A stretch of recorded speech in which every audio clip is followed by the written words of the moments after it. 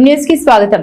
ఓట్ల జాబితాలో అవకతవకలకు నిరసనగా నిడదవోలు నియోజకవర్గంలో కాంగ్రెస్ పార్టీ రాష్ట్ర కమిటీ పిలుపు మేరకు నిరసన ర్యాలీ నిర్వహించారు. పట్టణ పరిధిలోని పార్టీ మీద గణేష్ షాప్ నుండి అంబేద్కర్ విగ్రహం వరకు ప్రధానమంత్రి నరేంద్ర మోదీ, కేంద్ర ఎన్నికల సంఘం ముఖ్య అధికారి దిష్టి బొమ్మల్ని శవయాత్రగా ఊరేగిస్తూ ర్యాలీ చేపట్టారు. అంబేద్కర్ విగ్రహం వద్ద దిష్టి బొమ్మల్ని తగలబెట్టే ప్రయత్నం చేయగా పోలీసులు అడ్డుకున్నారు. ఈ సందర్భంగా కాంగ్రెస్ పార్టీ నాయకులు మాట్లాడారు.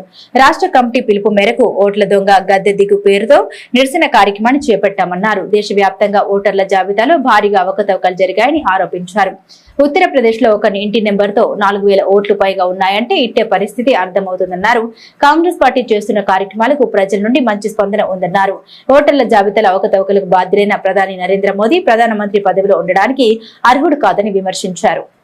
మరి ఈ రోజు దేశ ప్రజలందరూ కూడా కాంగ్రెస్ పార్టీ కోసం చూస్తున్నారని, ఎందుకంటే వీళ్ళు చేసిన మోసాలు, వీళ్ళు చేసిన అరాచకాలు, దొంగ ఓట్లు ఎన్ని అని ప్రజలు గ్రహించారండి. ఎప్పుడు రాహుల్ గాంధీ ప్రైమ్ మినిస్టర్ చేద్దామా అని చూస్తున్నారండి. ఈ సందర్భంగా వేరే రాష్ట్రంలో చూసుకుంటే బ్రహ్మరథం పడుతున్నారండి. అక్కడ మినిస్టర్ లో తరుగు కొట్టే స్టేజ్కి వచ్చారండి ప్రజలు. అక్కడ అంటే నిజాలు తెలుసుకున్నారు కాబట్టి వాళ్ళకి రోజుల దగ్గరికి వచ్చినాయని చెప్పి ఈ సందర్భంగా మీకు తెలియజేస్తాను. ఇక రానున్న రోజుల్లో రాహుల్ గాంధీ ప్రధానమంత్రి ఖాయమండి. ఈ రాష్ట్రానికి తొలి ముఖ్యమంత్రి కరుణారెడ్డి గారు సీఎం అవుతారని మేము ప్రకటనగా భావిస్తున్నామండి.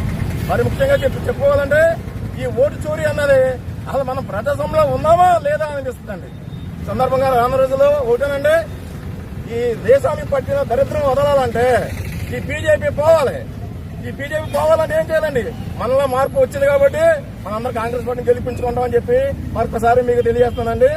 సెంటర్ వరకు కూడా భారీ ఎత్తున ర్యాలీ నిర్వహించి ఇక్కడ నరేంద్ర మోడీ గారిని ఎలక్షన్ చీఫ్ కమిషనర్ గారి యొక్క దిష్టి బొమ్మల్ని ఊరేగించడం జరిగింది. దీనికి కూడా అనూహ్యమైనటువంటి స్పందన వచ్చింది. మరి భవిష్యత్తులో రాహుల్ గాంధీయే మన భారతదేశానికి ప్రధాని. ఎవరు వద్దన్నా కాదన్నా కూడా రాహుల్ గాంధీ అవుతారు. ఎందుకంటే బీహార్లో రాహుల్ గాంధీకి చూసిన ఫాలోయింగ్ చూస్తే ఎవరికీ కూడా ఇంతవరకు అంత ఫాలోయింగ్ లేదు. ఆ విధంగా ఫాలోయింగ్ వచ్చింది. బీహార్లో వాటర్స్ కూడా అక్కడ ఉన్నటువంటి మంత్రులు తరిమి కొట్టే పరిస్థితి వచ్చింది. అక్కడ ఎక్సర్వీస్ మ్యాన్లు కూడా గవర్నమెంట్కి వ్యతిరేకంగా ఊరేగింపు చేశారు. కాబట్టి ప్రజలందరూ కూడా ఈ విషయాలు అర్థం చేసుకుని రాహుల్ గాంధీ రాబోయే ఎన్నికల్లో రాహుల్ గాంధీ ప్రధాని చేయాలని కోరుతూ ఏదైతే ఈ సంతకాల సేకరణ కార్యక్రమం ఉందో దానికి ప్రజలందరూ కూడా సహకరించాలని కోరుతూ సెలవు తీసుకుంటున్నారు. మన భారతదేశంలో నరేంద్ర మోడీ గారు ప్రధానమంత్రి అయిన తర్వాత ఈ భారతదేశంలో ఉన్నటువంటి ముఖ్యమైనటువంటి వ్యవస్థలన్నీ కూడా ఆయన గుర్తులో పెట్టుకుని ఈవేళ సిఐడి కానివ్వండి, లేకపోతే ఎన్ఫోర్స్మెంట్ డైరెక్టరేట్ కానివ్వండి, ఎలక్షన్ కమిషన్ కానివ్వండి, అన్నీ కూడా ఆయన గుర్తులో పెట్టుకుని ఈ భారతదేశాన్ని ఆయన ఇష్టం వచ్చినట్టు సర్వనాశనం చేస్తున్నాడు. ఈవేళ ఎలక్షన్ కమిషన్ తీసుకున్నట్లయితే election commissioner chief commissioner Amit Shah దగ్గర ఒక పిఏగా చేసే వ్యక్తిని తీసుకొచ్చి ఎలక్షన్ కమిషనర్ గా చేసి అతని ద్వారా 0 డోర్ నెంబర్లో 400, 500 ఓట్లు 0 డోర్ నెంబర్ లేకుండా పెట్టడం జరుగుతుంది.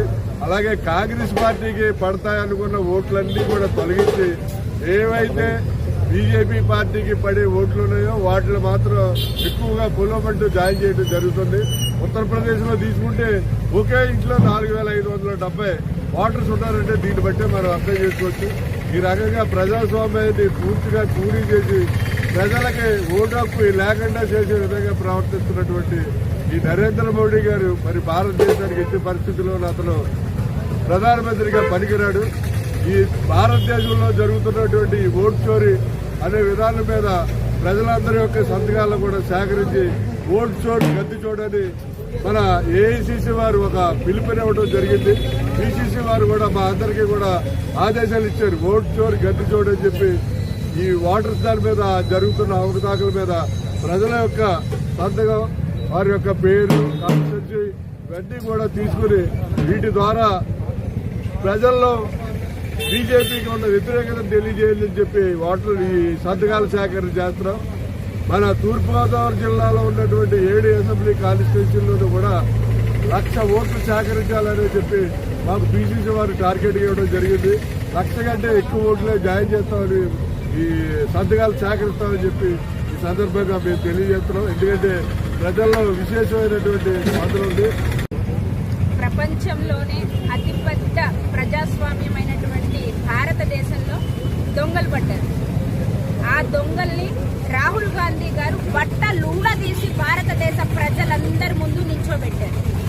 ఏదైతే ప్రజలు ప్రజాస్వామ్యాన్ని ఒక ఓటు హక్కుతో ప్రజల కోసం ప్రజలచే ఎన్నుకోబడిన ప్రభుత్వమే, ప్రత్యేకించి బీజేపీ ప్రభుత్వం నరేంద్ర మోడీ గారి దగ్గరుండి మన హక్కు అయినటువంటి ఓటుని దొంగతనం చేశారు, ఓటుని చోరీ చేశారు.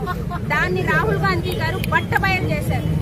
ఆయనకి తోడుగా ఈ రోజున ఆంధ్రప్రదేశ్ రాష్ట్ర అధ్యక్షురాలు శ్రీమతి వైఎస్ షర్మిలారెడ్డి గారి ఆదేశానుసారం అయితే ఓటు హక్కు ఉందో ఆ ఓటు హక్కుని కాలరాసిన బీజేపీ త్వరలోనే కాలగర్భంలో కలుస్తుందని తెలియజేసుకుంటూ సెలవు తీసుకుంటున్నాను. మరిన్ని తాజా వార్తా విశేషాల కోసం M News ని సబ్స్క్రైబ్ చేయండి, మీ మిత్రులకు షేర్ చేయండి.